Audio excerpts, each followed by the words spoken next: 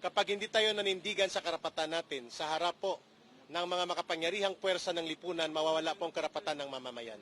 Ang lahat po ng kapangyarihan ng pamahalaan ang gagaling sa mamamayan. At yun po ang aming iginigiit. Ang karapatan ay hindi pa pwedeng labagin, lalo na ng mga makapangyarihan sa pamahalaan. Ito ay dapat ginagarantiya, nirespeto, at pinapasiguro na hindi ito nalalabag, lalo na po na may hawak na kapangyarihan. That's the message kung bakit namin tiniis ang hunger strike, hunger protest for 7 days. Did you expect po na mapapalayo kayo before November? Did I expect? What were your expectations? How are you feeling po? I'm okay, but my expectations, how do I feel now? Parang my expectations were, when you fight kasi the CPP, NPA, NDF, you have no expectations. You just embrace it and you just jump, and we were very ready to spend our holidays here away from our family. We were very ready to do that. And that's very important kasi pinaglalaban natin dito ang ating bansa at ang mga anak natin. And siguro gusto kong magpasalamat sa ating mga kababayan na narinig ang boses ninyo, no? Kasi we're very clear that this is not about us. None of this is about just me and Eric. It's about our country. No?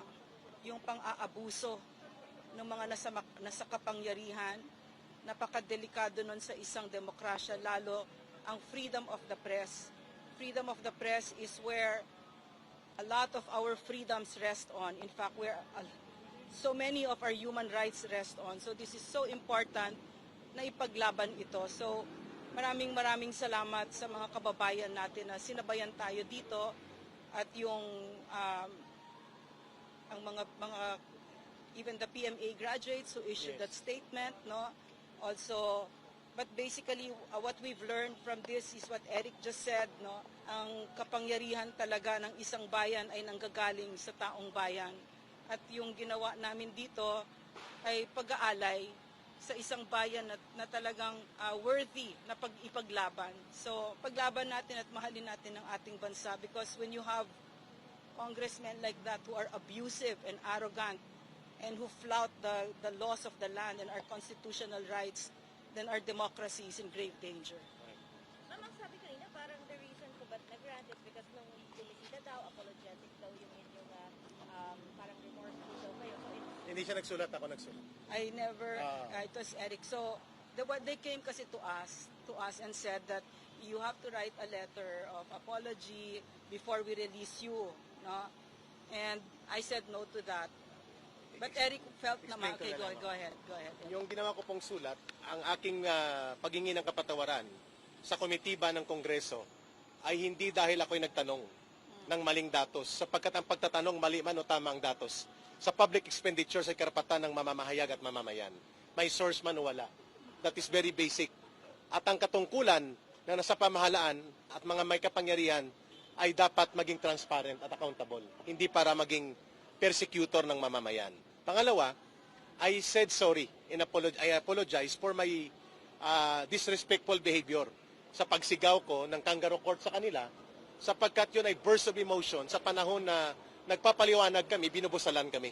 Sa panahon na pinipaliwanag namin ang batas ng konstitusyon ay mas mataas kaysa Kongreso at sino mang nasa pamahalaan, hindi kami pinapakinggan.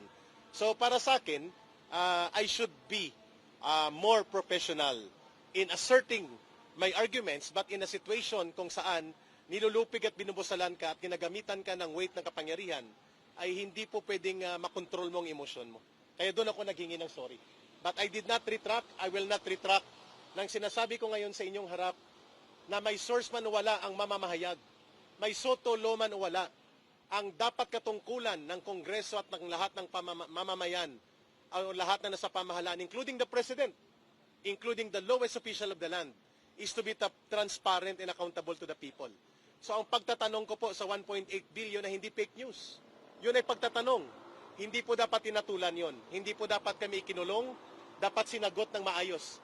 Kasi ang totoo lang, may naiwan pang mahigit 2 billion pala. Nagkamali ako sa datos pero hindi ako nagkamali sa katotohanan. Mahigit 2 billion pa ang budget allocated for travel.